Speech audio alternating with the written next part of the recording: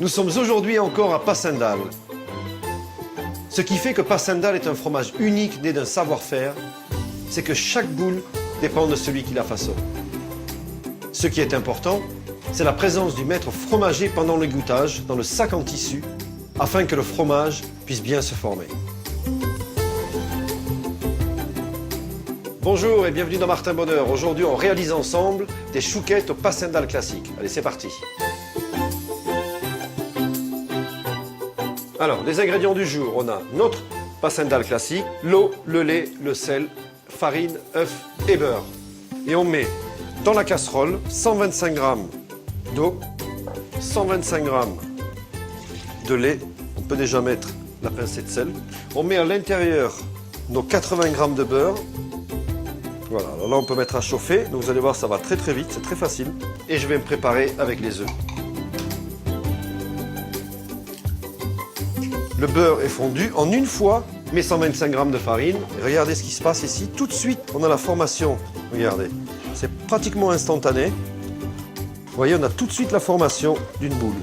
La farine a continué à gonfler, la pâte est devenue un tout petit peu plus sèche quand même. Et c'est important parce qu'on va devoir ajouter les œufs dedans. Donc on peut prendre la pâte avec sa spatule, hop, et la mettre dedans.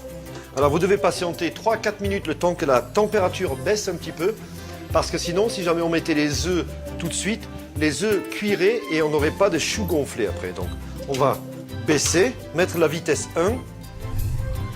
On va maintenant rajouter les œufs un par un. Voici le premier. Voilà, le premier a été absorbé, le deuxième maintenant. Regardez. Donc comment on vérifie une pâte à choux? On fait comme ça et on regarde un petit peu ce qui se forme ici. Donc là c'est pas mal ça.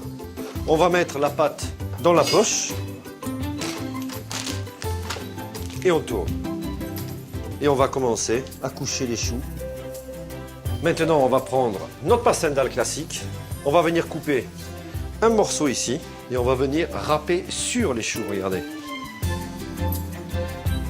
Vous voyez, on n'hésite pas à en mettre, c'est pas grave. Ce qui tombe sur le tapis, ça va aussi cuire. Hein. On vient ici avec notre petite dorure. On va enfourner déjà une dizaine de minutes à 200 degrés. Regardez. Vous voyez, ça c'est le résultat que vous devez avoir quand vous mettez des belles chouquettes au four. Alors essayez avec cette pâte, vous, des recettes. Vous les prenez en photo, vous les écrivez, vous nous les envoyez et on les partagera sur votre page, la page Facebook de Martin Bonheur. Bon appétit!